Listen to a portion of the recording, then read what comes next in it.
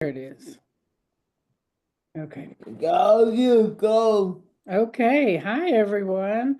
Welcome to God Talk. It's wonderful to see all your faces. This is Thursday, February 20th, 2025, and we are talking about grief tonight. So we'll just go ahead and get started with our introductions.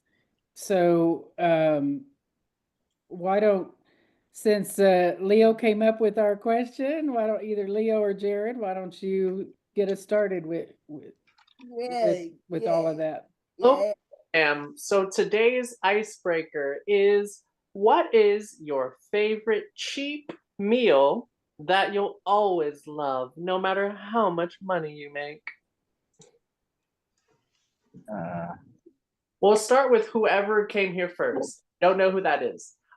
So I trust you, Carol. That Okay. Okay, so this thing became a favorite of mine just recently, and yes, I would yeah, I would do just about anything. There's a restaurant, a new restaurant here in Houston called the Honey Hole. I don't know if y'all have been to it or not. They have something called a funnel cake, and that funnel cake has a piece of fried chicken on top of it. And I'm pretty sure with honey, okay, I'm pretty sure that would be my last meal if I had to have one. And I would get off keto any day of the week for it. So fried deliciousness. Alec, are you sure you can be in a public space with such naughty discussions going on? Let's see. Wait, oh, I'm not. Okay, Alec, him, JR's steak night. Yeah. Steak nights. Yes. Affordable. Yeah, their JR's on Wednesdays is so good and it's reasonably priced. So okay. An excellent social outing as well. yeah. Nice. Me? You want to go next? Okay. Okay.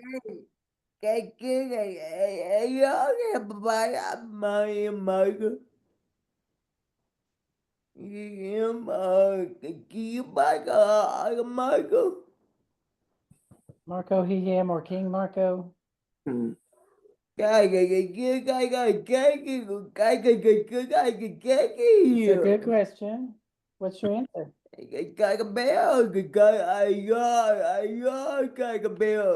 Oh, you mean Taco Villa? Taco Villa, you don't only have in like Amarillo, Lubbock. The closest to us that we have it is Clovis. So we usually get it when we're going toward Lubbock or coming home. Taco Villa is it's just better, huh? Okay. You like their bean burritos, right? Oh yeah, Caco. I love my Caco. Well, I guess I'm gonna say just like quesadillas. When I try to do gluten-free, sometimes I can do them just with a corn tortilla. Just slap them in a pan, and so that's pretty cheap. I think my brother, his cheap college food that he introduced me to that I just thought was kind of was a mac and cheese burrito. I was like, that's just burrito. What? That sounds good. What? Yeah, that was a little much for me. Yeah. Okay, so Leo and Jared, you're up next. For me, my cheap meal would be some chilaquiles with eggs. Nice. That would be my cheap meal. Yeah. Oh, I'm sorry. My name is Leo. Pronouns are he, him. Got ahead of myself. Jared, pronouns, you know all of them, right? Like just as soon as they the new one, it's mine. Sorry, I got it right. The future pronouns are also mine too. Sorry, everybody. But yes, my favorite meal that I can have no matter what, doesn't matter how rich I get, as long as it's cheap. It would be actually, and this is very controversial, it's a Big Mac meal, 2 apple pies with a high C orange. That's right. That's right. Yes, I know. Oh yeah. McDonald's is filled with all these terrible preservatives. Yes, I know that there are quite a few McDonald's owned by sociopaths. Yes, I'm well aware of the carbon and controversiality of McDonald's foreign policy. However, my parents, they did this thing where they told me that, hey, only grown-ups can have this. And right, like I love forbidden fruit, right? Anything that's not to eat, I'm like, wow, I want that times 2. Whenever someone's like, hey, this is my food, not yours, I'm like, wow, it looks so much better now. And so years, that experience with McDonald's has done this to me. Wow, that I can relate to that. All the times that I tried to be vegetarian or pescatarian, I mean, the one thing I would crave would be McDonald's Big Mac. I just, oh my gosh, it does. They make them addicting, I guess. Guilty pleasure. Okay, Alec. Okay, Alec's already gone. So Kreger. Kreger, he, they, my cheap go-to meal is what I eat almost every day, and that's arugula salad. It's also very healthy for you. I love the deep greens raw with some carrots, maybe some celery. Throw in a pickle and just a little bit of salad dressing, and I'm good to go. Wow. Sometimes I like to put picante sauce on it too instead of dressing. Mm. Oh, I like some. This isn't cheap, but I like some like the real thick kind of balsamic vinegar on a salad with some maybe some burrata or something like that. Getting less healthy. Okay, Lynn, our question was posed by Leo. What's your favorite cheap meal that you would eat no matter how much money you had? Okay, so I'm Lynn and my pronouns are she, her. And the cheap meal that I would eat no matter how much money I had is red beans and rice. Oh, yeah. Yeah. Because grew up in Chicago and in the projects, and that was the staple for us through the week. It was some kind of bean and rice. It wasn't always red beans and rice, but some kind of bean and rice. And my favorite grew to be red beans and rice. So, and sometimes we, have some meat with the red beans and rice, or some meat in the beans, cooked in the beans. But that was like really special when we got that. And my brother and I, who still lives in Chicago, talk all the time. He'll say, "I just gotta have a bean in my life." So beans and rice. Yeah, that's what Lynn, I do would you eat. like the red beans and rice at Popeyes? They're okay, but I've had people, yeah, I've had people who cook them better. Yes. Yeah, sometimes the cans on the canned beans on the shelf are better than the red beans and rice at Popeyes. So I'm not really, Real talk. yeah, yeah, yeah.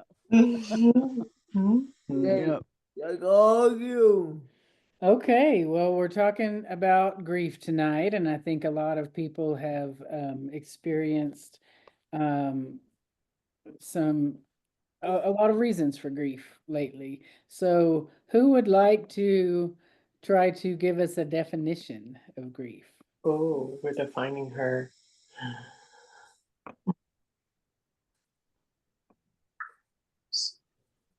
That one's rough because it could be a lot of things, right? Grief. I mean, the best I could do, boss.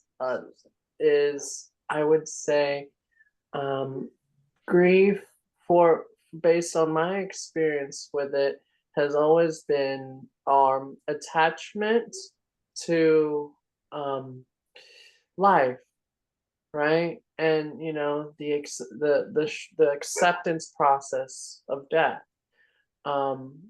It's not always about like actual dying. Sometimes it's literally just the idea of a friendship, the idea of change, right? The idea of like things that are needing to be like something that was supposed to be preserved suddenly disappearing. It is such a big emotion because you just think about death, but there's so many deaths in this world. Yes, it's not always about literal death, but it often is. Is that you had your hand up? I just thought of it, I tried to make it big, like something big in your life that is abruptly removed, without you having time to prepare for it. Yeah. Okay. Because not everything, I mean, grief is not everything, not always about a person or a thing. It could be about an emotion or a feeling, or something that changes abruptly without you really having a control of it, and giving you that feeling of ultimate sadness. Or I mean, because grief to me is the definition of personal sadness. I mean, I don't even think there's a great equivalent word for grief. I don't know. I should get a thesaurus and look it up, but it's very definitive of a word. I've got the Oxford Dictionary definition Yay. of grief, which says deep sorrow, especially that caused by someone's death. She was overcome with grief. Or informal, or the synonyms are sorrow, misery, and sadness. Informal would be trouble or annoyance. We were too tired to cause any grief.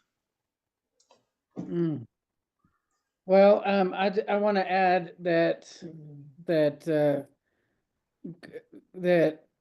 I think grief, like pain, like any kind of pain, is personal, and that's definitely how we experience it. But we can also grieve as a community, for sure, just like we did after the World Trade Center, or big events like that, that affect everyone, or something that happens in our local community, and um, and I I don't think it's not always sudden in my experience.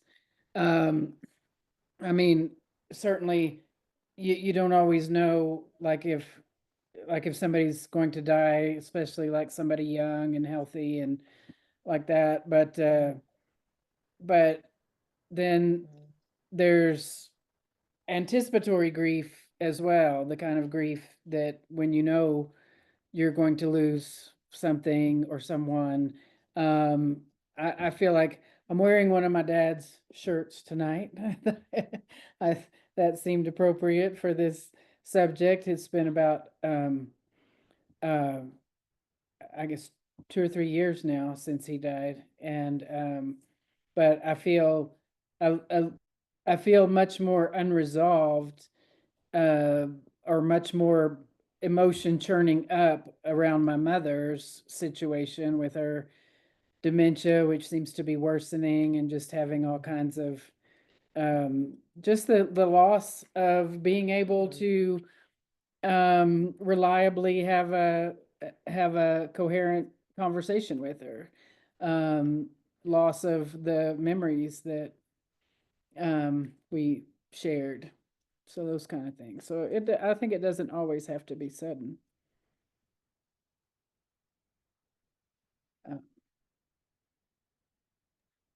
I think grief may be deeper when it is sudden. I mean, I'm not sure, but I think it could be deeper when it is sudden, but that anticipatory grief, I think, is very real, and the way you put it is beautiful. Um, um, for instance, before my mother passed, she had a massive stroke, which was sudden, and but she was able to know who we were until the day she didn't know, and and she talked, and everything was okay until the day it wasn't, which was the day she passed. And so the nurses, was already in hospice care because she had cancer and had refused any more chemotherapy. And so she had been given this 6 month, probably in about 6 months. And I've had my best friend also told me that she had cancer and she was going to be gone in 6 months. And um, as it turned out, both of them, that's exactly 6 months later, they were both gone. So the anticipatory grief, I think, that was really beautifully stated, because I've been through that twice in life.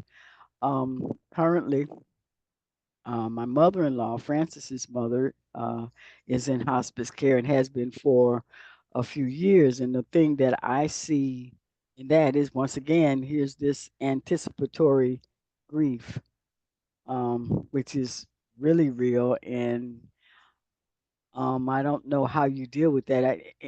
In my experience, for both my friend and my mother, um, um,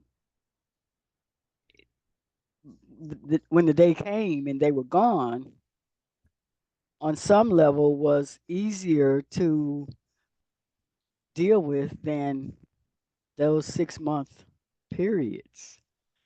Um, on the other hand, when my father passed away, he called me the day before he died and told me that he was dying. And I didn't believe it and didn't want to accept it. And surely enough, within 24 hours, he was gone. Um, Were you and able to resolve some things in that phone call? Or did you have to, I mean, if no, I didn't believe it. I didn't believe him when he said that oh, Dad, you'll be fine. I'll talk to you. And he had a doctor's appointment that Friday, and he called me that Wednesday. Had mother to call me on my job, which is something he had never done ever. And he said, I just wanted to let you know that I love you and I'm dying. I said, oh, Dad, don't say that. I mean, we weren't on bad terms or anything. He was calling me to tell me that he was dying, and within 24 hours he was gone. So that was, that sudden shock, that you talk about. So I've had several losses where I've had to deal with grief anticipatorily, if that's a word, or right away, suddenly. And I think Oh, that Francis and I are dealing with Miss Joanne, my mother-in-law's, um, you know, pending demise, and I think it's been really hard for her, um, just because she needs the care, and we're here, and I think that anticipatory grief is much more difficult to deal with than the actual grief when you lose, when the person is gone. Because I don't think you ever lose them. Those we love don't go away. They walk beside us every day, unseen, that was a unheard. beautiful thing that I heard about grief, or I read. I think I mentioned in a previous session that the book "The Wild Edge of Sorrow" was recommended to me. So I've just Thank started you, reading honey. through it. I haven't read the whole thing yet, but one of the things that was said, um, as this author was um, coaching someone else, who's like, well, just tell me how to get over it. and he's like, no, that's not how it works. And the more that you welcome the grief in, then it allows you to continue your relationship with this person. Grief is the way that you continue to have to be in relation with the person you've lost. And I thought that was a beautiful way to put it. The way I've dealt with it mostly with grief in all of the losses, because my biological parents are gone, and the parents who raised me, who were actually my aunt, are gone, and my best friend is gone, and I've lost brothers and a sister. So I've lost a lot of people, and the way I have managed to deal with it is first of all to say those we love don't go away. They walk beside us every day. We remember their voices. We remember things that we did with them, and things they did with us, and things they told us. I hear my mother's voice, a lot in my life. Didn't I tell you to put something on your head? So they're always with us, and I relate that kind of in the way the scripture that says God is a spirit, and they that worship Him must worship Him in spirit and truth. And those who die in the Lord will be raised, when in His return. So I never think of them as gone forever, but that they are always here with me. Of course, their physical presence is something totally different. But those we love don't go away. They walk beside us every day. And as long as we maintain that memory, and what you have to do to me is cry when you have to and smile when you can. That's the advice that I always give people. Cry when you have to and smile when you can. And eventually your tears will be tears of joy. Took me a long time to get to tears of joy for my mother. Almost 5 years to get to tears of joy for her. But um yeah, that's there's no one way to deal with grief. There's the 5 stages that you go through, and you can read about everything, but I don't think there's any particular way that you What do you actually deal with it. What do y'all think about about grief as a journey? Yeah, there's a timeline. There's no timeline to it. It's like everything else. It moves through us and passes through us, and it has its moments when we are in recollection. But I always say, with emotions like grief or sadness, anger. Sometimes I say experience it fully in the moment. Embrace that it's happening. Be honest that it's there. Don't deny it its place. Otherwise, you'll never be able to get through it. I've had so many incidents in my life where people's deaths were sudden. In 1983, I was playing drums in a country and western band. That was my only source of income. And on Christmas Eve of 1983, the band leader was hit by a drunk driver on his way home and was killed. And he left behind 4 kids that were in their teens or younger. And so I had to go the next day and get my drums, and my brother was in that band too. And we were without a job. We were without a friend. Everything changed in a split second. Everything about my life changed. And then later on, when my mom died, I got a phone call that she had just died of a heart attack, and I was just completely blown away and in shock. And that was in July or August of 2001. And then my beloved dog Chico, shortly after I moved in with Paul, Chico was out in the backyard, And on Christmas Eve of 2014, I went back out in the yard to check on him, and he was just dead.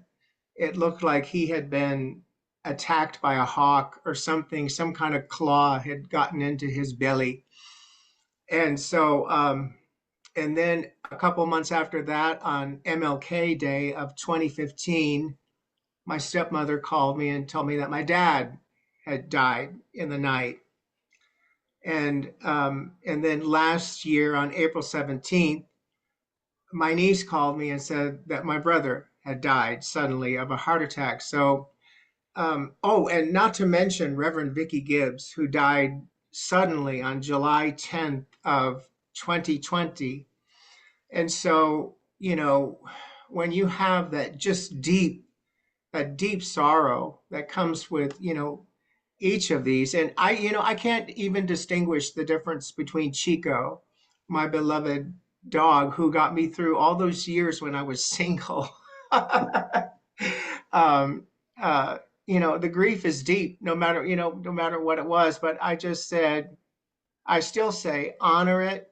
And, you know, when I talk about it right now, I can, you know, I start to feel it.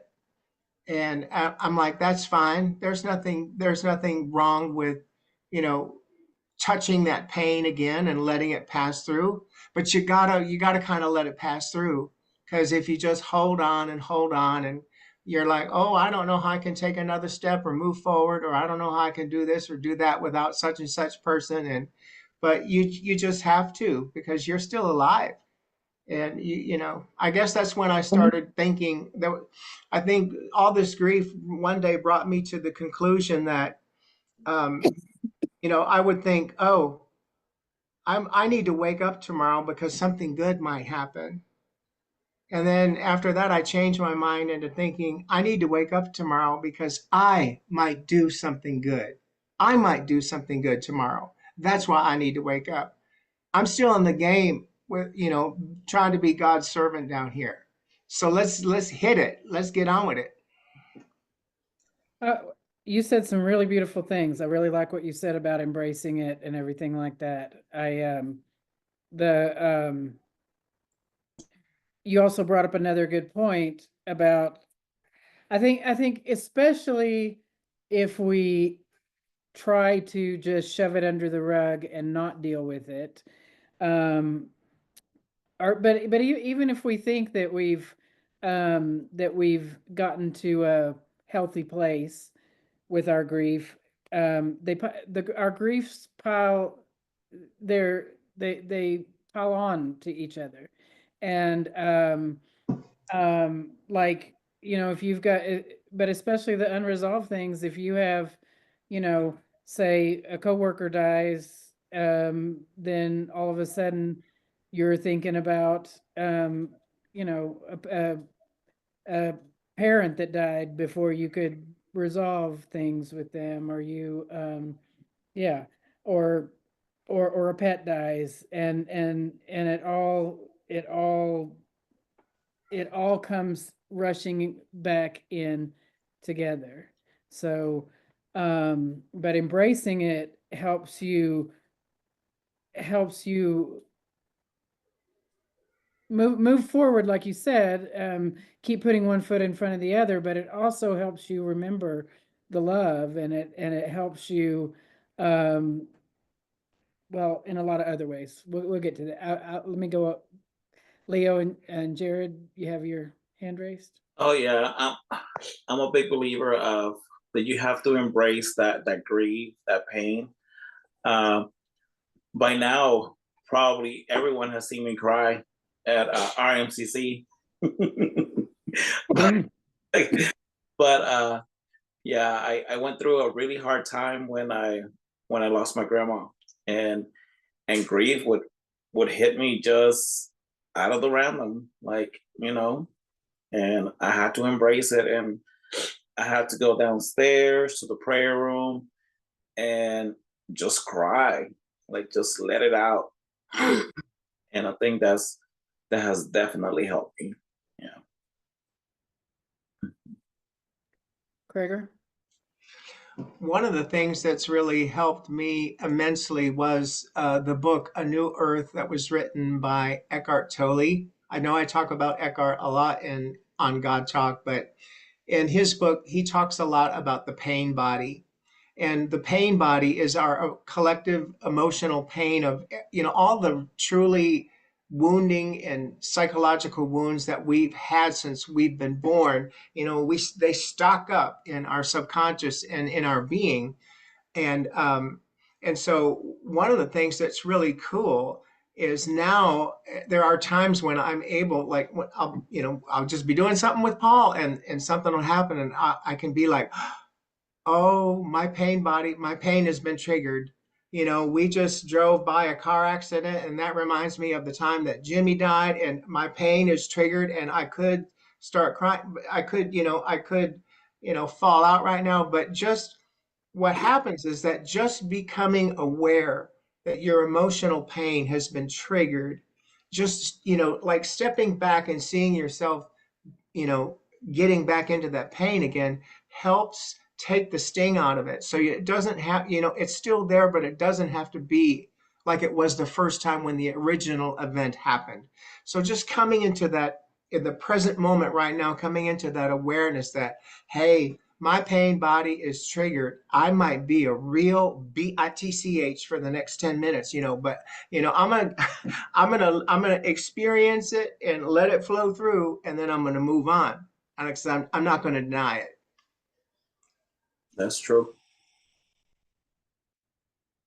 Lynn, I think, Lynn, did you take your hand down or? Yeah, we're talking about crying, and I wrote it.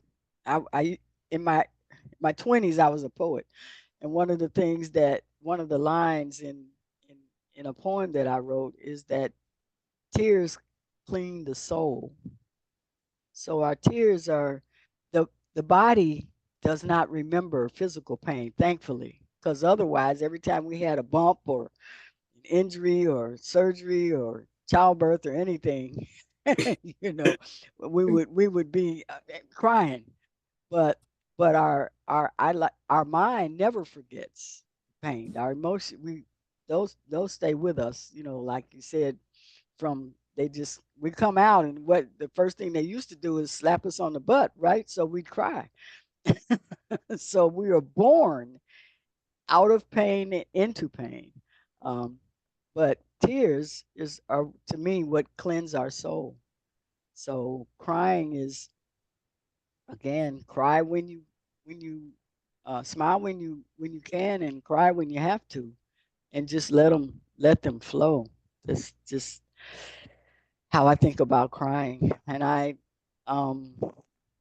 worry, for instance, my son doesn't cry very often, and I worry. And I told him, he's an adult, but sometimes, you got to let go of that tough guy thing, and let your emotions go.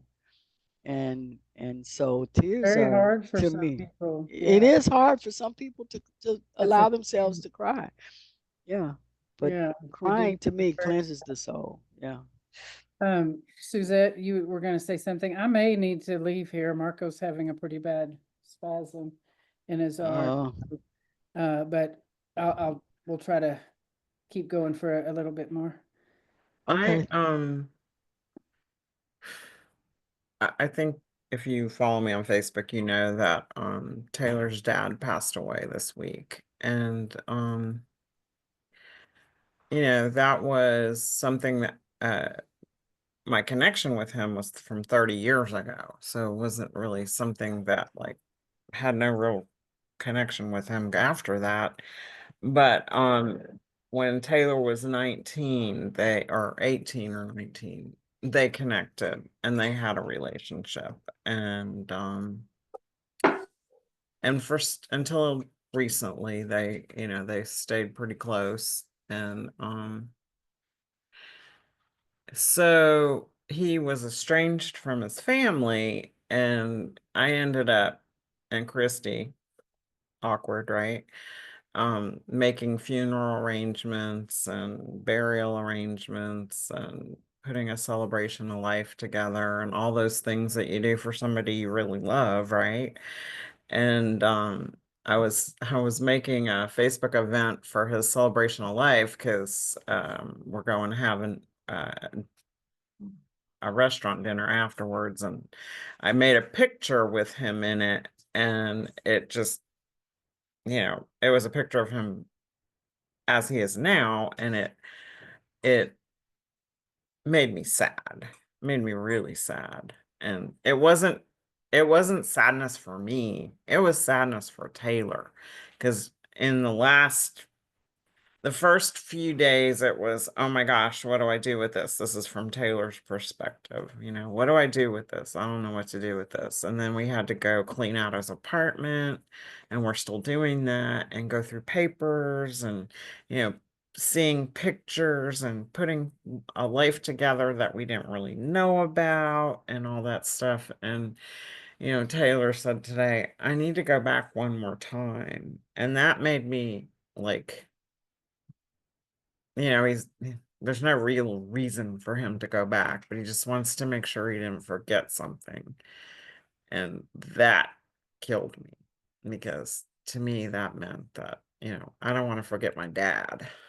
So that really took me down as far as a grief moment goes, because the only person that matters in this scenario to me is Taylor. So I really am trying not to, say, oh, poor Taylor, you're in such a bad place right now. I'm letting him process it, and I'm just doing these things behind the scenes so that he doesn't have to really do them. But yesterday he said, Mom, I just watched you do something, and I just learned from you that you didn't have to accept something at face value. It was during the funeral arrangements and, the costs of everything and stuff. And he's like, I just learned that I didn't have to take something at face value, that I could question it. And for some reason that made a huge impression on him. So, some good things come out of things that suck, you know. And this is one of those times that, me and Christy went out of town for a 4-day beautiful Valentine's weekend that, we went to inquire about her retiring for after a 30-year career, and we came home to this. So it was like, holy crap, I'm on a roller coaster. But the only time I feel very sad and emotional is when I think about Taylor. So Well, let's talk about some of the things that grief can, some of the ways that grief can be. I mean, why do we want to embrace it? What are some good things? And you've just talked about one, and that's the compassion that wells up in us. I mean, I'm sure some of that you built on your own history with people that you've been closer to, that you've grieved. well, we had a really short history, and it was not a good one, and it was not one I wanted, but I gave it a go, for the sake of Taylor, because he was coming, and it just didn't work out. So, a lot of it's very, a lot of choices we make in life, we do out of obligation, or, um, because we think it's the right thing to do. And then, 30 years older, we're facing all these things that we tuck nicely into under a rug somewhere, and it's like, oh shit, I have to think about this now, and I have to experience it with Taylor. And why did I do these things? And he keeps asking me questions, and it's like, I have to answer you. So it's like, it is kind of a way to answer questions for him that maybe he's been thinking about but he didn't know how to ask, that kind of thing. He's like, what happened the few months before I was born, and what happened, how did this happen? And all of those things he never probably would have known unless this happened. So, anyway, thank you for letting me speak. Of course, Jared or Leo. Yeah, I think the good thing about grieving my grandma was that it made it easier for me to talk to other family members about my grandma, and then learning new things about her that I did not know. So that's what I'm thankful for. That that grief definitely helped me with. Yeah. Grief, we don't grieve things that were not important to us. We don't grieve people that we didn't care about, you know.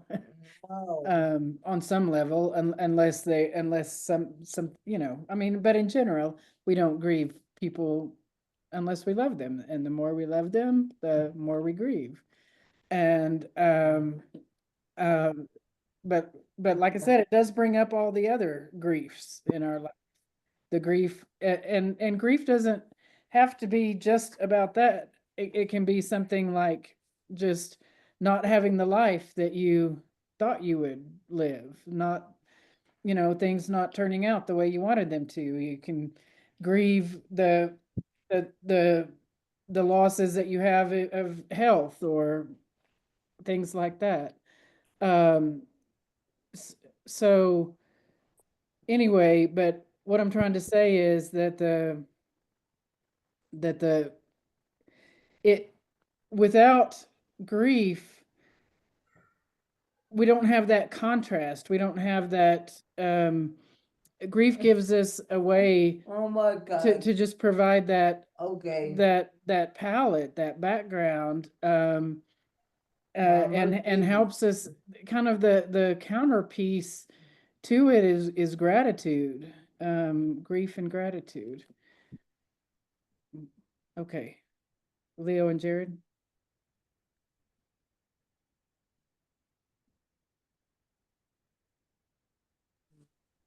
On the button.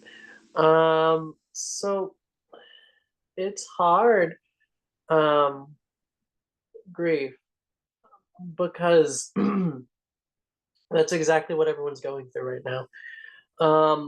When we're looking at the news, when we're looking, you know, at all the things that are happening to our community, to our trans fam, to just everything that we care about, everything that we liked about this third world country, everything that, you know, has always been painful about these changes is always centered in grief. And it can also be a very empowering emotion too, because Black Lives Matter, because the Civil War, because every revolution has always began by grief, by loss, by a lack of satisfaction that comes from losing the things that held you back from really changing things. I know, historically speaking, in my company, whenever a client dies, policies change. Whenever you know, someone that we care about, like a staff member, dies, you know, the entire community begins to rally around one another and, you know, start talking about all the things that we've experienced, right? I mean, I guess it's the benefit of being in a, you know, a room full of clinicians. But these things that death brings, capital D, whether you're talking about the death of the old way things used to be, or the death of actual people, they always clean a space for change, for growth, and honestly, for violent insurrection.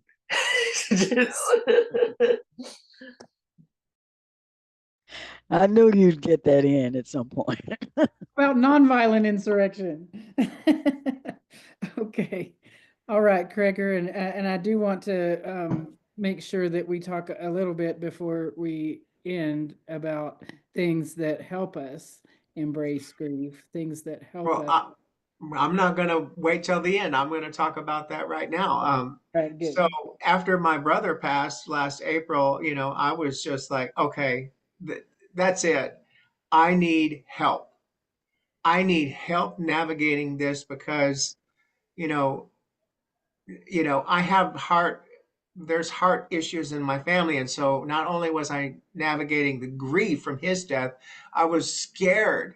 You know, like I've told you all before, I spent a lot of time last year just wondering what it was going to be like to keel over and die.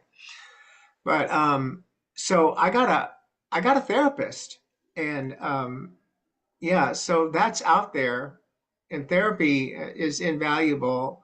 Um, and the other thing I wanted to mention is that when I said embrace the grief, there have been times in my life when I've had a difficult time embracing the joy and embracing those spectacular moments with that, oh, the attitude of like, oh, do I really deserve this? Is this really happening to me? Am I worthy? And so you have that on both ends of the spectrum in terms of just embracing whatever it is fully and wholly, because it will pass, it will move through you, whether it's joy, love, and we hadn't even started talking about the grief of a broken relationship, a love relationship. Ooh, that's a whole hour right there. Well, yeah, that's certainly been some of my most profound grief, I think. Yeah. So it seems when my father died, the things around the funeral and the family all coming together, that's one of the things with some of my more extended family too. Just the funeral is where you get to see everybody. It's where people come together and kind of express their love, not just for the one that has passed, but for the remaining family. And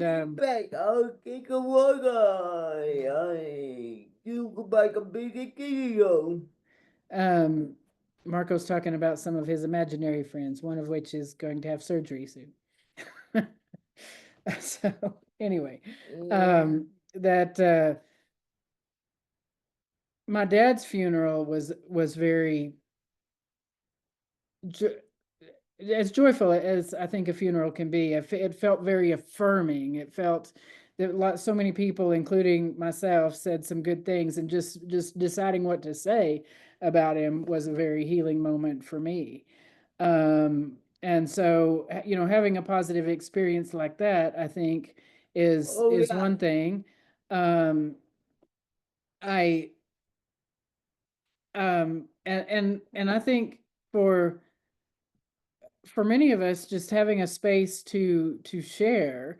I've just started going to a women's circle where they do things like drumming and talking and sharing and things like that. And I find that very helpful. And it's not supposedly I mean, grief is not what we're coming together for, but we find that that's a big part of the circle. Are there other maybe ritualized kind of things that have helped you guys?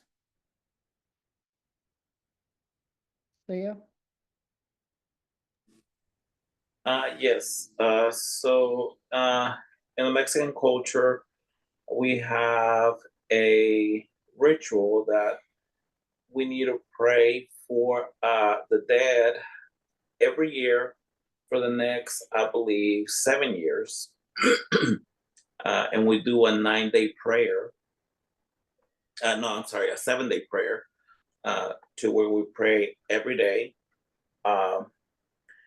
And that ritual is really helpful because, especially in Mexico, because everybody from the same town came to my grandma's house and we all prayed together for my grandma. Mm. And that was very healing. Yeah. And you get to meet all the people that loved her. They bring her candles, flowers. Yeah. The Day of the Dead type celebrations. My father died in October, and so right before the Day of the Dead, I was collecting marigolds and creating a little altar for him, and that just brought up lots of things that I loved. It helped me remember what was important and what those qualities that I wanted to carry with me and celebrate in my life. Suzette? She's kind of salty. So I come from an Italian Catholic culture, from New York. I was born in Brooklyn, and when we buried my dad in Brooklyn, it's just like the Italian Catholics in Brooklyn are so ritualistic in all that they do, right? And this is just a memory that I have. So after we married my dad, this Italian guy came up and he had these like silver long things. And I'm like, what are those? Right. So I gave them to my aunt. And when we got home, I was like, what are those? And she opened them up and they were these giant Italian bread sandwiches with ham and cheese in them. And she said it's a tradition or some kind of, it was a hot sandwich. She said it's the tradition to give food, as a, at the service, I guess, so that, because back in the day, people went hungry, and it was a long day. I just remember that was one of the most delicious sandwiches I've ever had. And I would definitely not turn down an invitation to go to another Italian funeral because I would like another sandwich. But I just remember that was, they're so tight. They're such a tight-knit community, and they have those traditions. And I'm not Catholic, obviously, but I do like the tight-knitness of that ethnic community. So I can relate to what you just said, Leo. Definitely. I love that. Yes, yeah, absolutely. Especially after the prayers as well. We always had like small snacks, but then on the very last prayer, we had a feast. So we cooked like either goat or just anything like mole or just a big meal for everyone. Yeah. And since you said marigolds, this is my favorite picture of my grandma, and she has a whole bunch of marigolds in the background. Oh, how neat. Oh, that's wonderful. Yeah. Jared? Oh, additionally, I know my family, my mom is always wearing black. And for a while, like whenever I was a kid, I was like, don't you like color? Right? Like, as a closeted gay male, right? Of course, that is a question that you ask. But for her, people, anytime anyone dies, we wear black in solidarity. Because it's the color of mourning, right? It's also the color of protection from the spirit, the spirits that we go through, right? Like that would be haunting and stuff. We have a lot of like my mom's wardrobe is entirely overcome with black because people just don't stop dying, right? It's like everywhere you go people die. And it's quite a huge thing to whenever we whenever it's like our family members are,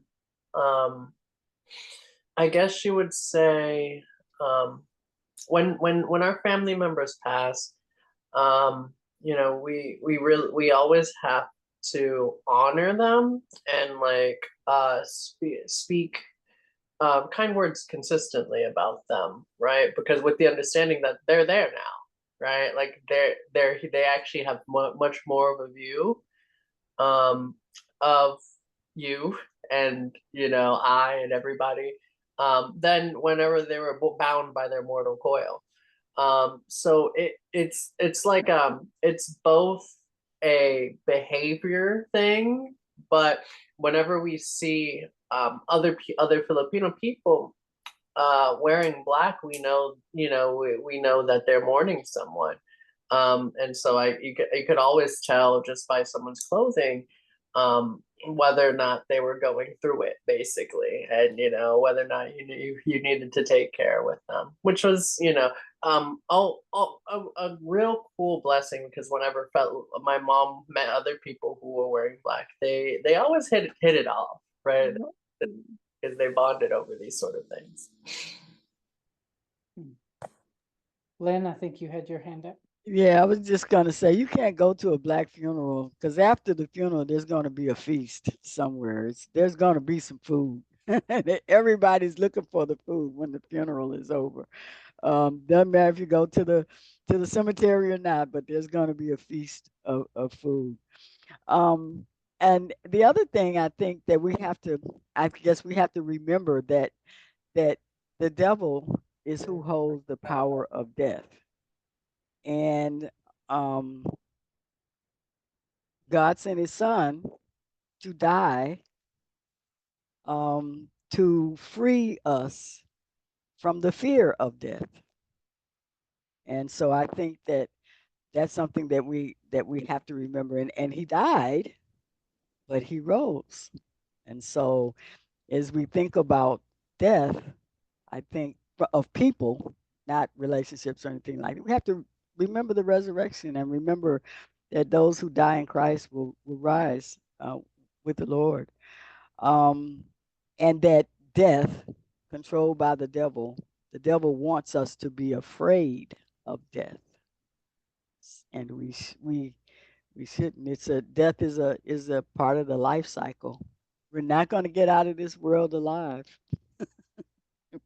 We've all got to go at some point. That's probably the most difficult thing that I've been trying to learn to accept and live with over the number of people that I've lost close to me.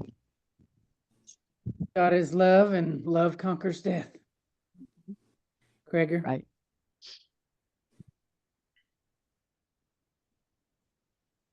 My star word for this year, for 2025, is Sabbath. And I am in my 4th year now of reading the daily devotional Jesus Calling. And almost every single day, out of about 300 days out of 365, at some point in the reading, Jesus like, will you sit quietly and spend time with me?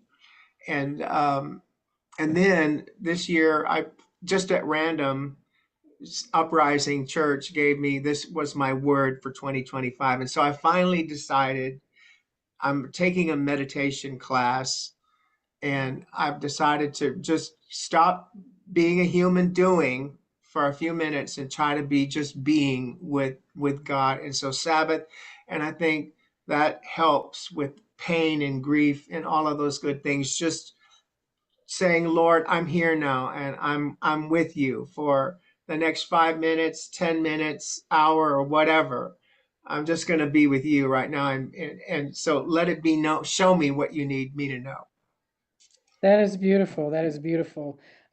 Just something I underlined in this book on grief that I mentioned is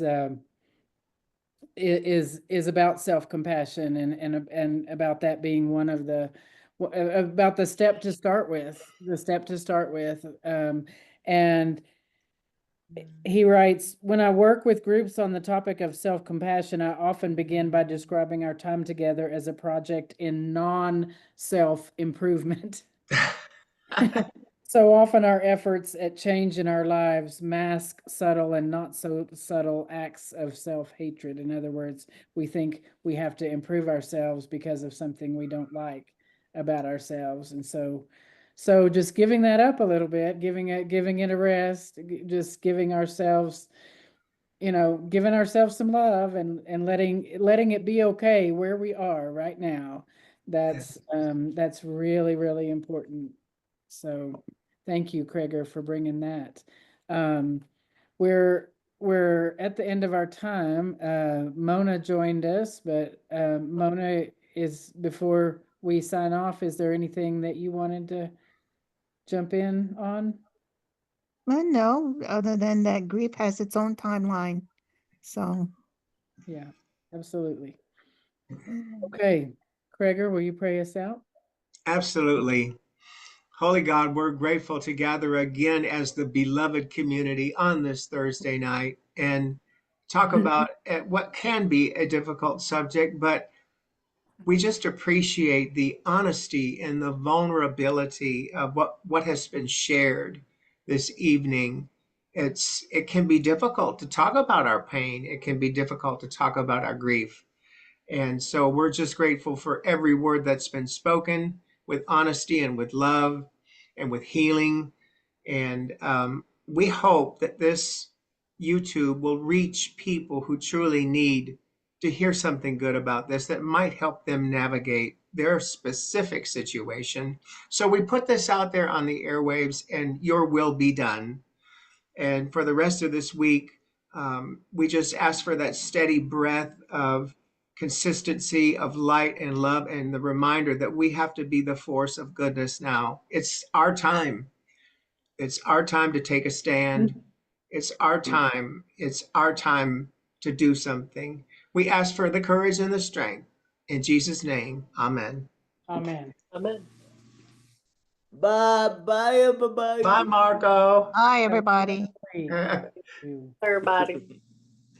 Bye-bye. Bye-bye.